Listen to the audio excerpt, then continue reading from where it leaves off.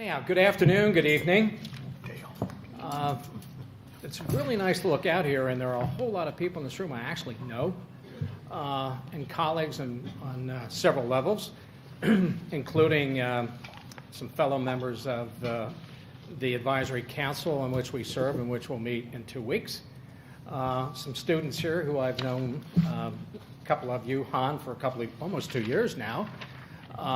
And that's always interesting. And then within my own industry, the insurance industry, I have some of those people in the room who are longtime friends, right, Vicki?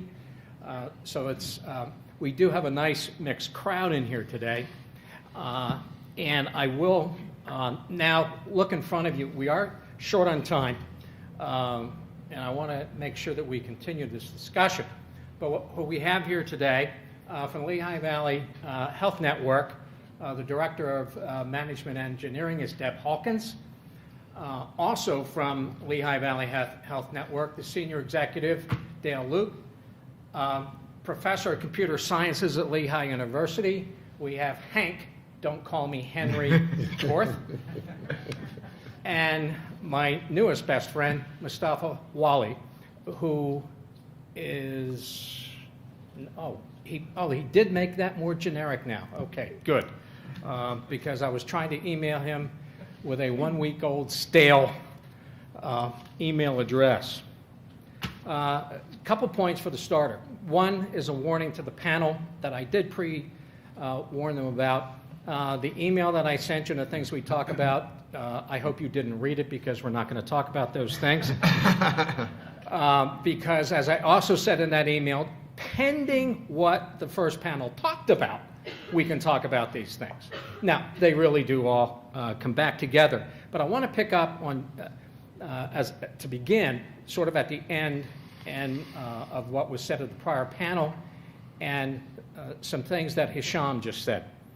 Informatics, as I have recently learned, it's more than information. It's more than, as we have heard, it's more than sharing claims data. Right, Andrew? It's more than that. And the object, as I see it over time, informatics is a process. It's not a thing. I think it's a process. You can correct me if I'm wrong, but it's a process. Informatics will never end. It will always evolve, and there'll be sub-processes. We have information, and then we have systems to analyze that information. And I see it as an incredibly dynamic area, and I think it's an absolute natural for healthcare systems engineering.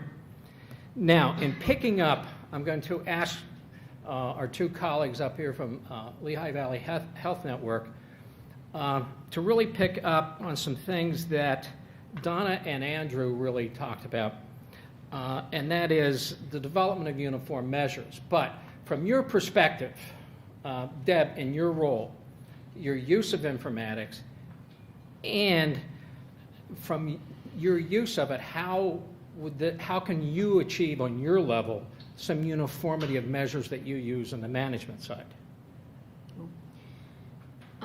Okay, so we pull information out of our systems. One thing that we have to worry about is the quality of the information coming out, the definition of what's coming out to make sure it is standardized.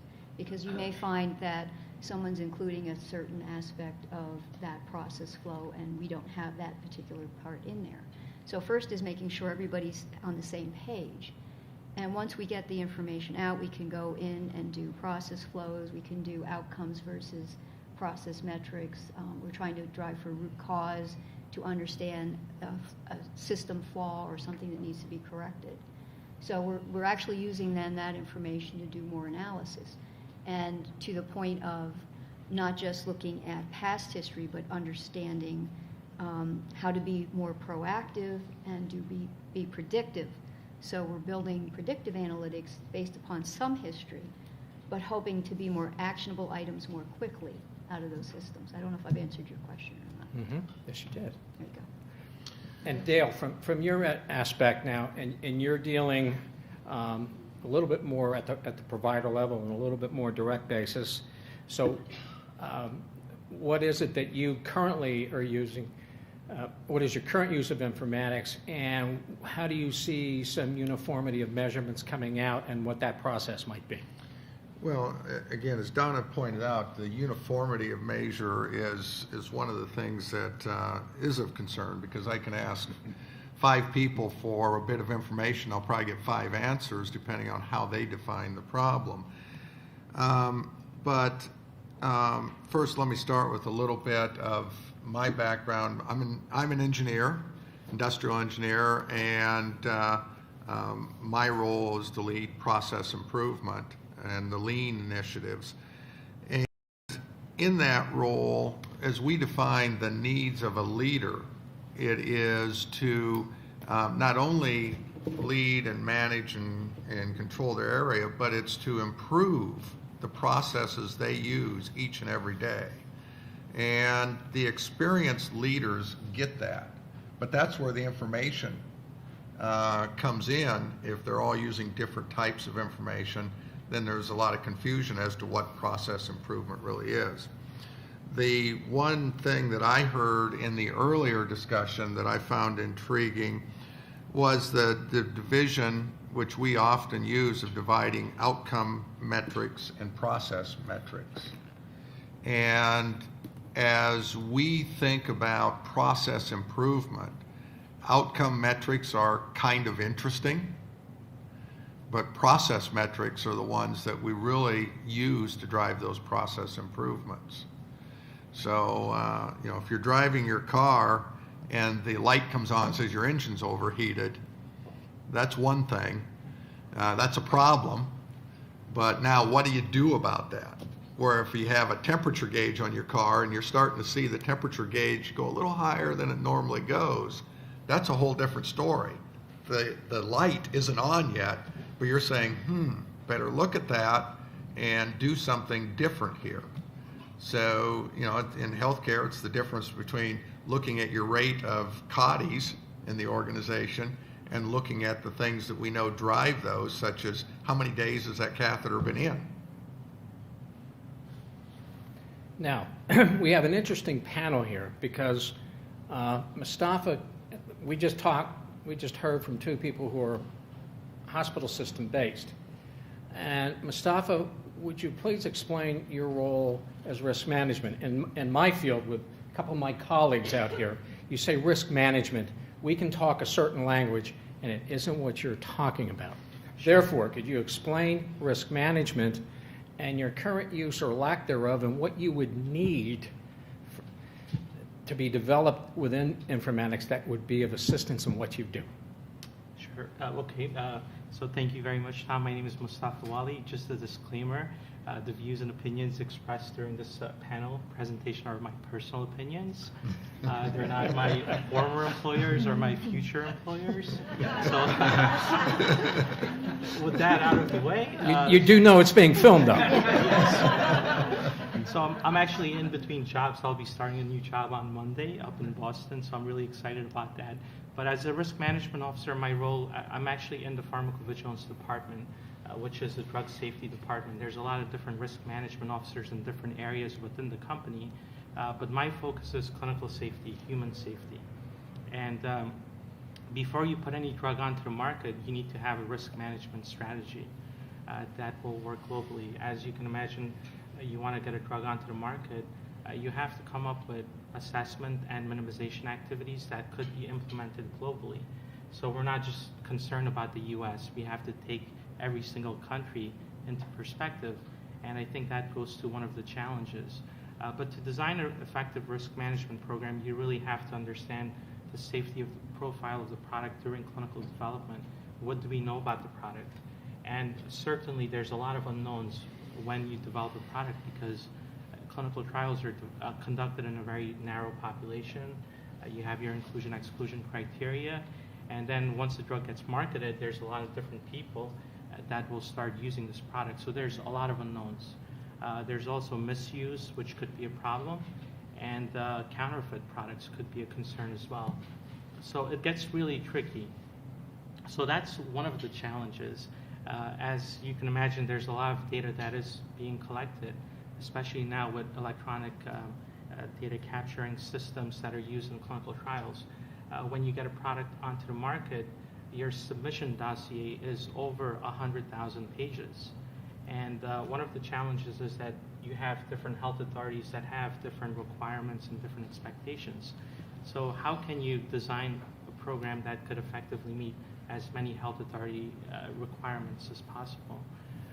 So you have a different regulatory framework. You also have a different legal framework. So once your drug is approved and put onto the market, when you look at your product labeling, it varies from region to region. In the US, when you look at the labeling, you have a long leaflet with very small text, and there's a lot of information contained within it because the labeling document is viewed more as a legal document. When you look at a European label, for example, it is much more concise. But when it comes to risk management, every health authority is taking a different perspective. In Europe, they have a different approach. In the US, they have a different approach. It's pretty clear that nobody really has the solution towards effective risk management. And you know, it's an evolving science. And I guess there was a couple of points that were made in the earlier panel that I could touch upon. One was that measuring true outcomes is costly and time consuming. And that is very true from a drug development perspective. Because once you have a drug onto the market, if you want to evaluate rare adverse events, you will have to follow up patients for a very long time. If it's cancer, you know, you will have to rely on different registries. So there's a lot of different registries out there. Different countries have different information that is captured. And this type of work is usually done manually. In Europe, to put a product onto the market, you need a post-authorization safety study, which is called PASS. But you know, you have to look at different databases and try to manually even look at cases to make sure that this is possibly associated with the product. So there's, you know, there's definitely room for improvement there. If, you know, there's a lot of different death registries, cancer registries, if they could be consolidated into one database, that would certainly help a lot of research that needs to be done. You also have adverse event reporting systems and databases. In the US, you have two different databases, one for medicinal products, one for vaccines. In Europe, you have vigilance. So in every country, you have a different type of safety database. Now, as far as like informatics and where most drug safety departments and different pharmaceutical companies stand, definitely there's databases. We've moved from Excel spreadsheets to well-defined databases now, and this has been done over the past 10 years. But still, snail mail is used, faxes are used, because everything has to be documented. So the other issue is that not every patient has access to the internet or web-based tools, so that's a big challenge. And then when dealing with developing nations, you know, they don't have the infrastructure to really help us, you know, measure the effectiveness or safety of a product. There's really no data out there. So I think I went on too much, but No. pass it on to you, Tom. Now, we're developing the point, and continuing of developing the point. And as Sean talked about it, about the amount of information that's out there, the amount of data that is out there to gather, but to what purpose? And I think Hank Korth can now talk to us about, is there anything distinctively new out there? You knew this was coming, okay? Well, something along those lines. Okay, And, actually, this is the question I gave you. You know, what's new, what can be gathered, what you talked. I'd like you to take us from Mustafa's snail mail to real time. So can you talk to us about that? in real time, yes. In real time. But you know, listening to the comments on the panel, you're talking a lot about pulling data together, but dealing with definitional differences or different ways data are represented, and that is a very old problem. And in thinking about this panel, I kind of dug back in old stuff, and somewhere around 1993, I went to a workshop on data integration. Okay, the healthcare industry wasn't worrying about that thing. It was all paper records, and it's kind of hopeless, I'm sorry to say. But businesses worry about banks merge. They obviously have very similar information. It's represented differently. You go international. You then have to deal with units of measure. Fortunately, in healthcare, everything's the same, but in some businesses not. So one thing that we ought to do in working in health informatics is do, I think, a better job of reaching out to other businesses that have dealt with similar things and realize that there are tools out there. It's a hard problem, but tools exist for some things like that. Another interesting comment, they were talking about all of these data. That's a pile of bits. And then as you start to analyze it, hey, maybe it's information. But to really do something with it, all this information has to develop into knowledge. Something that we can truly use to an end. And quite often I've found in previous businesses, but also now in healthcare, that we are blinded by what we can measure. If we can't measure it, it doesn't exist. But yet, newer and newer tools are developing. Sensors are now cheap. The kind of thing that you would have done only in an ICU, you can now deploy in a patient's home. Just needs Bluetooth, goes to a smartphone, you've got it. And so we can think about doing things that were unimaginable. And if you start to think, well, what if sensors were free? What if communication was free? What could you do? Maybe it'll never be free, but it's going to get very close to that. And if we start to think about the possible, that will help us, I think, do a better job of dealing with what we can deal with today. And one dimension of that I think is worth considering is time. The era of things on paper, put in an envelope and send. Now we're high tech, we're using fax and snail mail.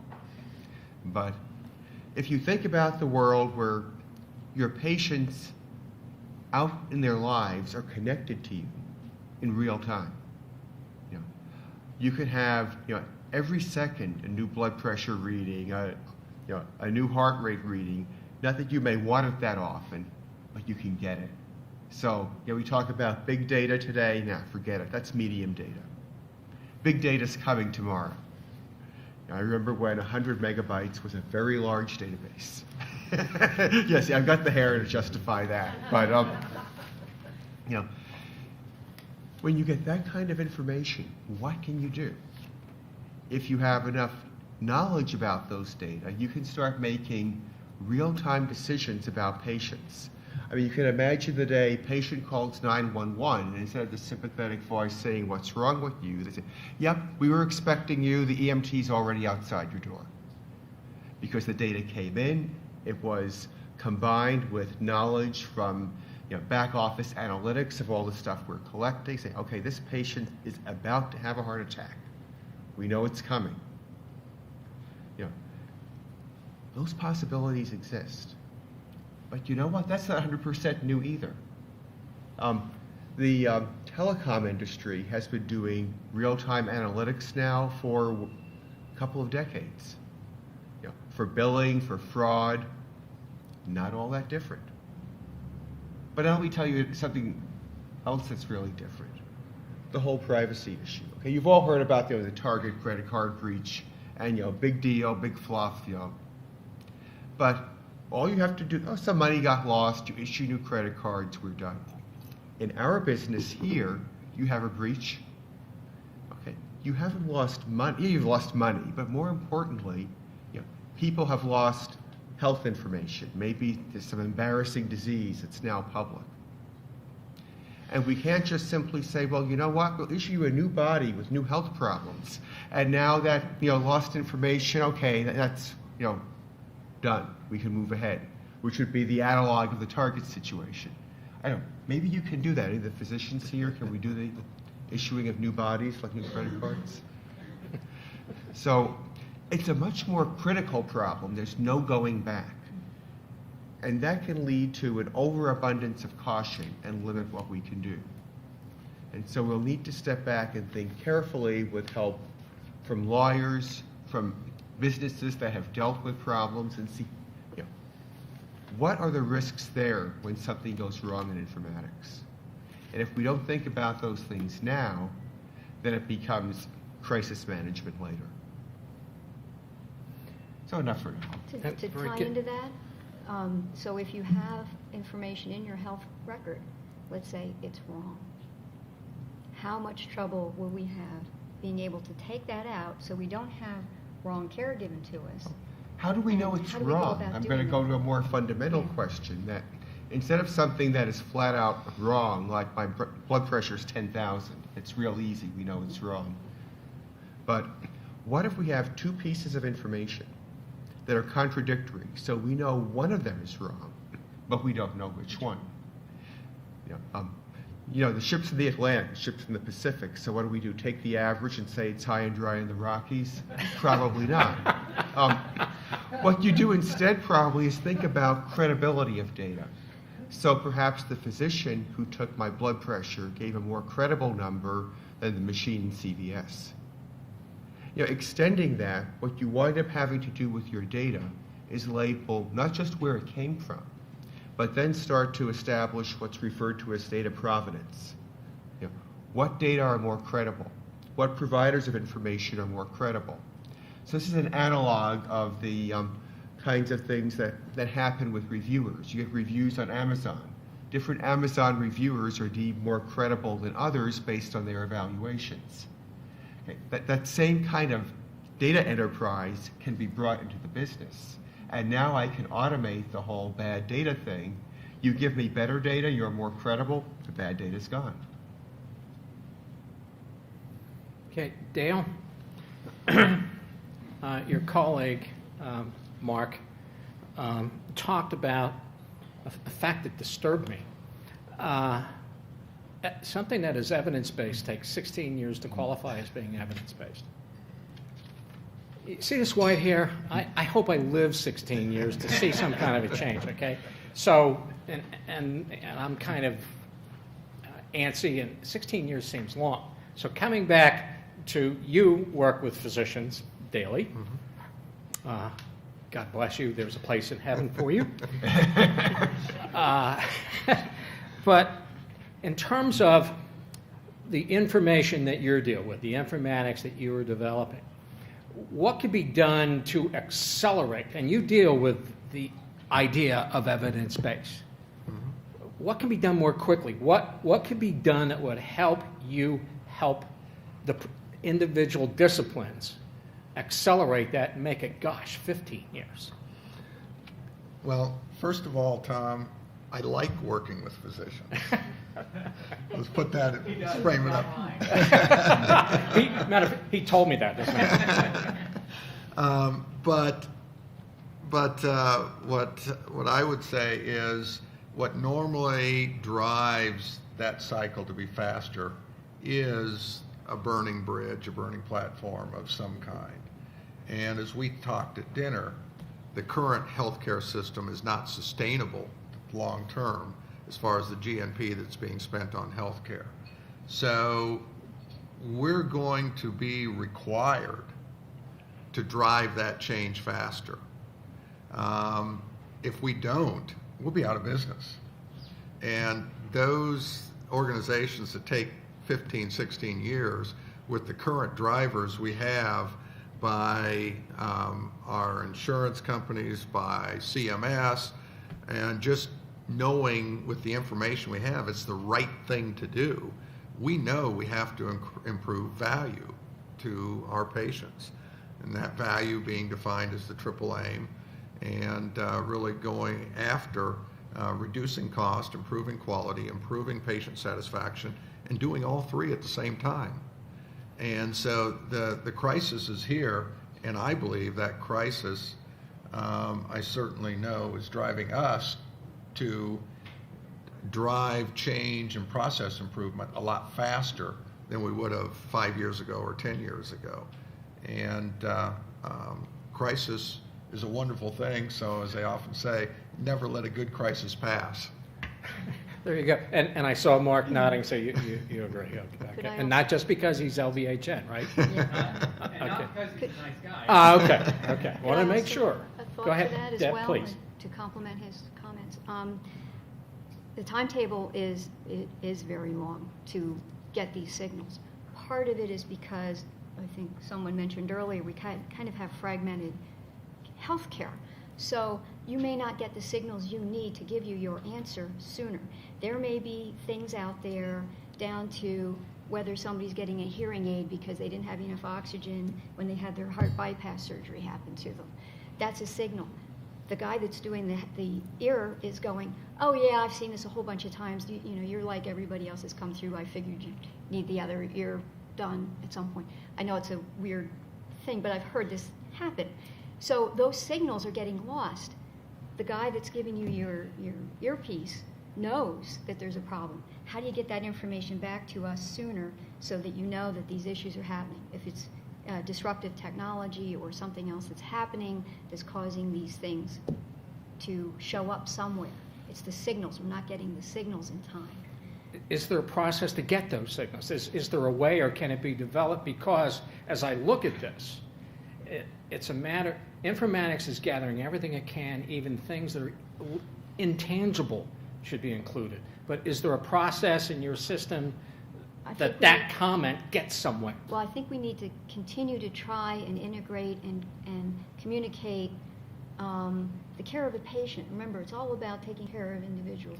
The more we can share that information between different principles and concerns, physicians, people that take care of patients on other settings and other venues, to pull that forward and to just begin to have that conversation. And you mentioned transparency. So I think as we go forward, we're going to get more transparency in a lot of the information, a lot of the data. It's getting to understand where those things connect and that they're not outliers. They're actually showing a trend and a pattern that you should be paying attention to. So it's communications. I think Hank mentioned it earlier. In healthcare, 10 years ago, we were keeping paper charts and so forth, and the information is a lot more readily available today. And then we look at how we can accelerate that. When I worked in industry, we'd have killed for some of the information that we have in healthcare. And what you're starting to see work smoother each and every year is the insurance industry, CMS, the healthcare providers are all starting to figure out how to begin sharing that information back and forth while maintaining the confidentiality that's necessary. So if we can figure that out, we have a huge amount of information at our fingertips that in many other industries isn't available. I mean, how many other industries can point out that, oh, here's my percentile of patient satisfaction on this measure compared to the rest of the U.S.? We know that. Good. Now, to pick up on the prior panel, used the term, and yes, Mustafa, pay attention. It's your turn. Used the term population health. Now, everyone has heard him describe Europe, et cetera. So when Mustafa thinks globally, he thinks the globe, literally does. It's not a saying, it's not a term, he really means it. So in terms of informatics, the accumulation of data, acceleration of accumulation of data, how can we better truly manage the health on a global basis of a population? Could we develop information? You talked about Europe. Is there information both in pharmaceuticals and otherwise? Because when you talk about pandemics, et cetera, it goes far beyond pharmaceuticals. But it does tie back into individual health systems. Is there information that you can help the Lehigh University HSE program develop? You know, what should they be developing? What should the academic and other industries be developing that would help on a global basis? So that's an excellent question. I'm not sure if I have the complete answer, but I guess I'll touch upon several points. One is data integration. When you have different databases, and sometimes these could be in different languages, how do you get a global database? I think that's the biggest challenge right now. But even if you have a global database, it may not necessarily help address some of the questions that we might have. One of the biggest concerns is with regards to adverse events is underreporting. Not every adverse event gets reported to the company or the FDA. The other concern is that we could do signal detection on our own database, but it becomes more powerful if it's a larger database. Some companies have multiple products, thousands of products, so their databases are rich for disproportionality analysis and different type of statistical methodologies that are applied. But for smaller companies, their database is really small, insufficient to really do any kind of signal detection.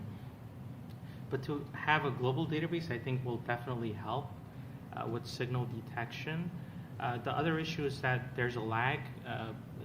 Every health authority has their own database, but that information doesn't become available in real time to drug manufacturers. It usually takes several months before we have access to such data, so that's a challenge. But I guess you also mentioned pandemics, and when I worked at Sanofi Pasteur as a product safety officer, one of the products that I managed was the H1N1 influenza vaccine. There were some clinical trials that were ongoing for other strains, but we converted those studies for that particular strain. So everything was basically done in about a year and a half, from evaluating the vaccine in clinical trials and then launching the product and post-marketing surveillance. So everything was done relatively quickly. But there was a lot of lessons also learned. One was that Google had this technology of the flu tracker, and they were monitoring outbreaks by just looking at the terms that people search in different parts of the world, or more specifically the US, and they were able to pinpoint where there were cases, and it was slightly faster than the CDC. But I guess the biggest concern is that you could have technology that could possibly pick up trends, but it still needs to be validated. So with the influenza pandemic breakout, you also had laboratory assessments and validation from that perspective. But you could have a lot of data out there, but validating it is the hard part. And I guess the other element that I wanted to touch upon was misinformation, especially in a pandemic type of situation where you might have somebody that takes a product and experiences an adverse event that might not be related to the product, but they have some publicity, so they could make an announcement, and this could have a negative impact on your population. People could say that this product causes XYZ, so I'm not going to take this product. So there has to be safeguards in place to address those type of issues, because even the media sometimes picks up on a case without doing a complete assessment. And what happens from a manufacturer's perspective, we start seeing a lot of similar cases coming in. So whenever there's media attention on a product, then we get a flurry of cases for that type of issue. But you really have to do independent causal assessment on each case before you can make a conclusion. So it makes it really tricky.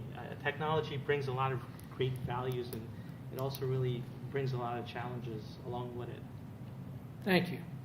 Deb, the prior panel also talked about value, pay for value, and being part of management engineering, which deals with finances, et cetera. Are there tools available, or what kind of tools would be available that would help LVHN engage in a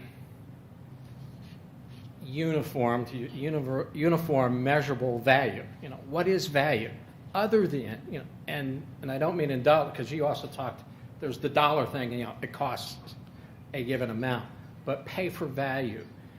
What could be done to really enhance and improve a real good definition of value? Well, In 2 minutes. No, I'm in 2 kidding. minutes. Okay. We take a holistic view of that whole service that's being provided.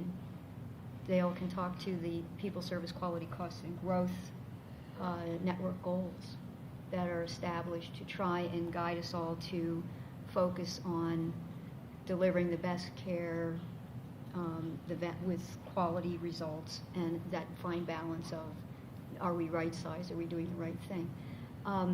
For us, we spend a lot of time working on, again, the predictive analytics of, is the staffing right?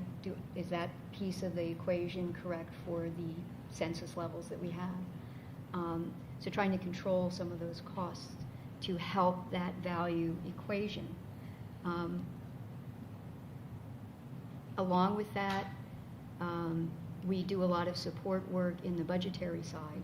And so I think part of the equation that's never really put together properly is the cost and the revenue side, saying, this is my equation, this is what it looks like. I think there's a lot of opportunity to do more deep dive into how do we define that, and it's going to be more transparent going forward when you can get on the internet and say, St. Louis can do it for this, we can do it for that. I can go to Georgia and get a better knee. So because of that, we are going to be driven to be more aware of that equation. Hank, question. Are there ways to measure value and performance, let's say, on a more esoteric basis? Example today, the political decisions are not made, and public policy affects everything we're talking about. And that's kind of my area, and I'm avoiding it. But everything from political science to sociology to demographics in general affect decisions that are made.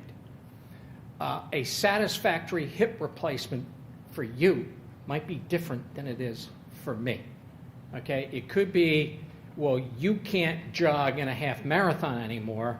I'm happy as the dickens because I can go up and down steps. Now, so are there ways that you can measure what are currently clearly intangibles, but clearly they're involved in public policy decisions and, frankly, corporate decisions these people make? Are there ways to measure that? Yeah, I mean, the way you set up the question, it certainly sounds immeasurable. Yet, exactly those kinds of things, in some sense, are being measured every day. You go online, you see ads. Those ads are not something that are just placed there randomly. There's an auction going on for every ad where companies are bidding for placement on the screen of somebody that fits your demographic. And for that to be effective and be valuable to the companies, they have to be getting people who are indeed receptive to that message, or going to click, or going to act. And so the better the knowledge we can have about who you are, the better those will be. So Google gets that knowledge from all kinds of things. They see your searches, they know where you are, they know what businesses you rate, they know what YouTube videos you look at. Google is in all of these businesses, not out of the kindness of their heart, but to collect data, and they want those data to drive the advertising engine. Now, that's just in a different domain.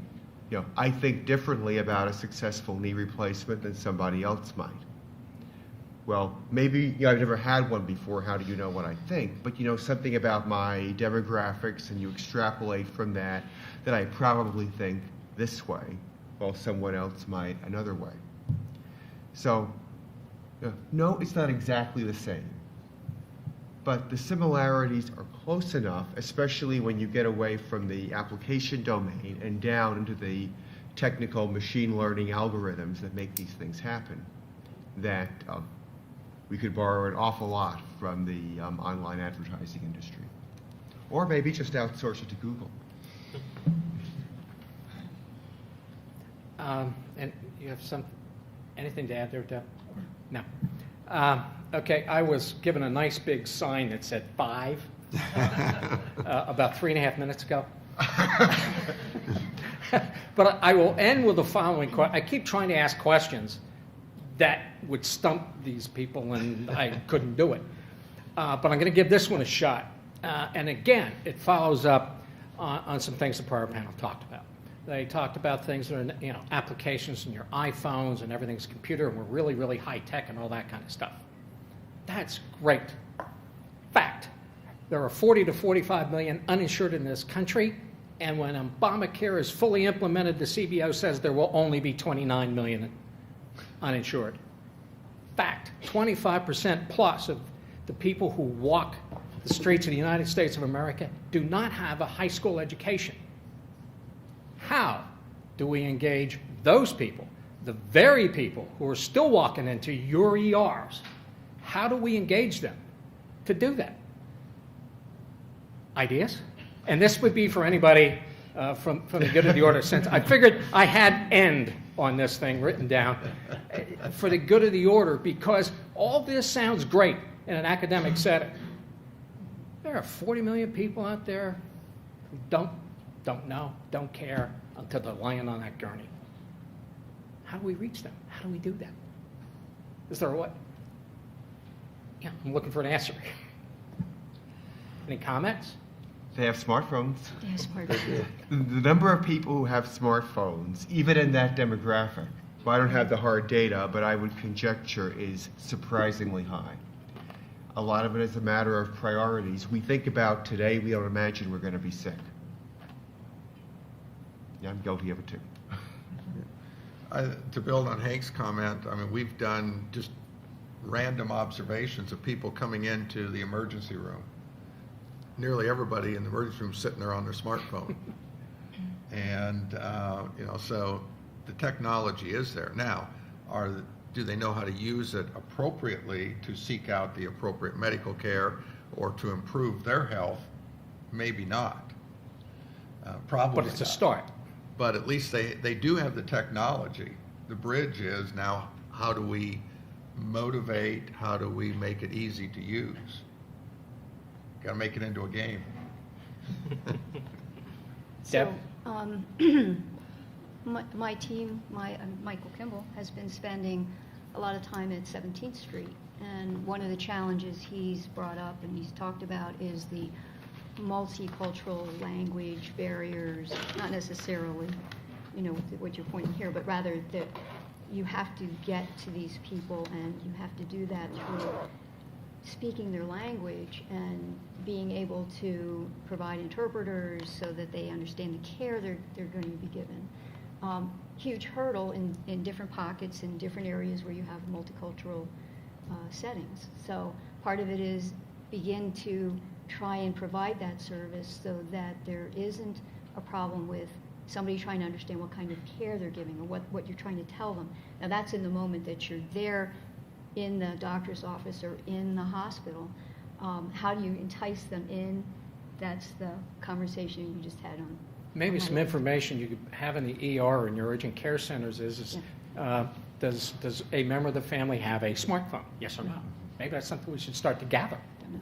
I don't know. Anyway, questions before Hisham grabs my jacket and says, get the heck off here. But it's not the first time I've overrun. Please come up. So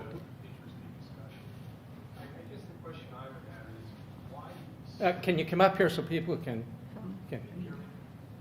no.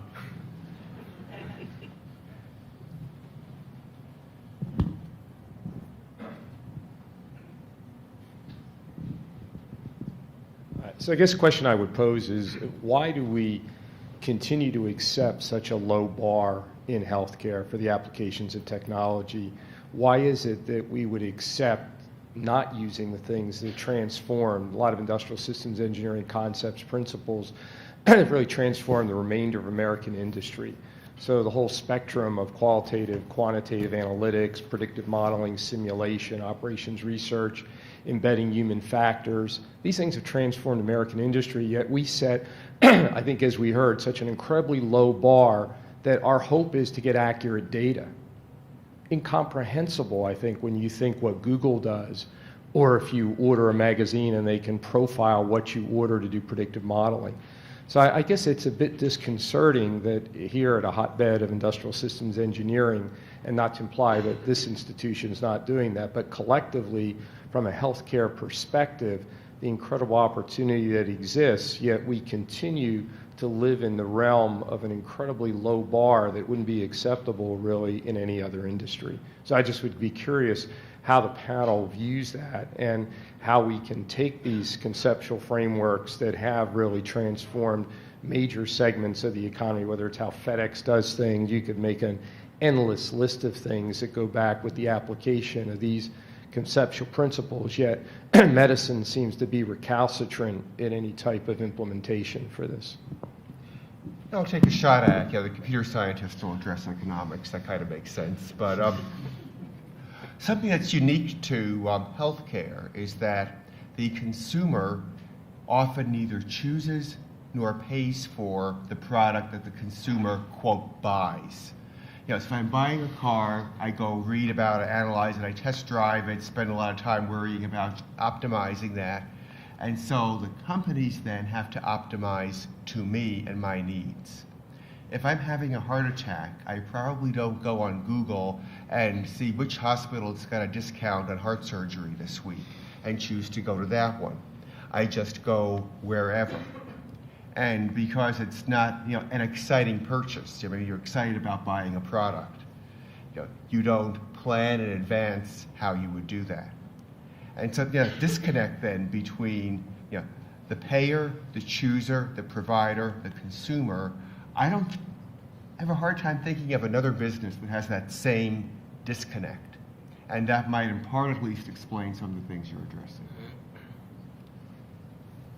I would just say, if you were to go to a hospital, and does anybody here know what the observed expected ratio is for mortality in the hospital they go to? It's all publicly reported. So if you're a heart attack and you're acute event, obviously it's hard to do discrimination on that. But as we look at the transition to population health, and you look at your healthcare systems, if you had a hospital or system that had an observed expected mortality ratio of 1.3, I think the important consumer has access to that.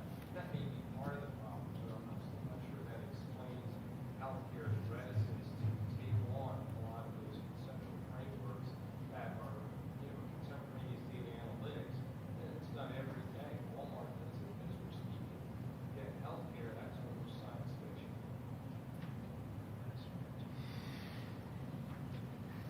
Anybody else? If not, thank you very much, everyone. Thank you for the panel.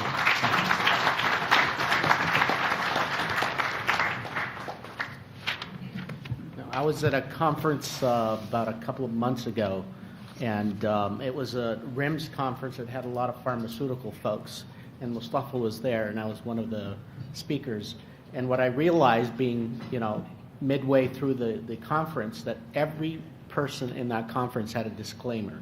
So don't feel real bad about Mustafa's disclaimer. It's the industry standard, I guess, in the pharmaceutical industry. So I had to give my own disclaimer, although I didn't have one. I would like to second what Dr. Wood mentioned about the use of systems engineering. We've had the pleasure of working with a large number of industries, ranging from the providers, the payers, the regulators, and everything in between, from the consultants, the IT, the pharmaceutical industry. And we have noticed the same thing, and that is they're very slow in adapting a lot of the success tools in the UPS and the airline industry and the manufacturing industry. And these tools are applicable to almost every aspect of healthcare. And there's a slow, even within the 3 years, we're noticing a beginning of change. When we first started talking to the healthcare providers, it was very difficult to get a student to do even a project for them. And now, 3 years later, they're starting to get the idea of how these tools can actually be helpful, not only on the operational side, not only on the side of optimizing care or throughput of patients, but also on the clinical side. What is the optimal dosage for chemotherapy? That's a mathematical equation. We do have here at Lehigh the capability of running HPC, high performance computing, which is big data analytics, and we offer this as a service to the public. So we welcome every institution that you represent to partner with Lehigh at various levels, at PhD levels, in terms of research, at graduate and undergraduate levels, and to utilize or to use the different tools and services that we do have. We have years of experience, as you heard Dr. Tomas mention about the industrial engineering being the second in the country in terms of age and establishment. So we do have a lot of history of experience. We have faculty that are working on the healthcare analytics and finance. We have people working on the process flow optimization simulation. We also have people, we're going tonight actually with a group of people to the FDA to present one of our projects that are executive team. Two weeks ago we were at NIH, and a week before that we were at Harvard Medical School. So we're starting to see the momentum. We're hoping that momentum picks up faster and faster as more people realize the importance of systems engineering. The comment that we always hear from physicians, We're not going to accept an engineer to come in and tell us cookbook medicine, and that's not what we're doing. As system engineers, we're not trying to tell you how to treat a patient. What we're trying to do is make your decision process easier, reduce the variability in healthcare. When we talk about 30% waste, when we talk about 100,000 deaths and 1.3 million injuries a year, that's what we're really after, reducing those numbers by reducing variabilities. And one of the things that we've been constantly noticing as people are implementing, hundreds of millions of dollars on IT systems and computerized systems, but they still have a paper mentality in the way they handle these computerized systems. 80% of the data is unstructured, which means it makes it more and more complex to do any type of analytics or information, or as mentioned, change it into knowledge or even to expert knowledge. That makes it almost impossible. So only 20% of the data that is collected in healthcare is even structured that you can even do a quick search or query on the data, which means a lot more analytics is needed. I've been to a number of conferences with CIOs of a variety of different healthcare institutions at a national level, and I asked them the question, please define informatics. And to my surprise, that every single CIO defined informatics from one end of the spectrum to the other end of the spectrum, and none of them had a true understanding of how analytics fits into this informatics. So everybody who had a staff of one or two called, we have an informatics department. When we looked at what they've done is basically change data into information, and that's not informatics. So the definition of informatics and the tools that can be used, we're hoping this event could be an eye-opener and an opportunity to collaborate with Lehigh University and other universities that are doing this. Our program is one of 5 in the country, but I can guarantee you within the next 2 years, you're going to see 20 other programs, and those are programs, some of which have been approaching us to mimic and copy what we're doing. So there's a lot more attention nationally. It's a slow pace. We're hoping it picks up, Dr. Wood, and more collaborations could happen. But we're hoping that this is a starting point. And again, I would like to thank you so much for attending today. And please do not leave. You don't have to leave. I mean, this is just the end of the formal part of our discussion tonight, but please feel free to, network and meet. We have some wonderful folks from a variety of different industries here today, and please feel free to network, and thank you again, and have a wonderful night.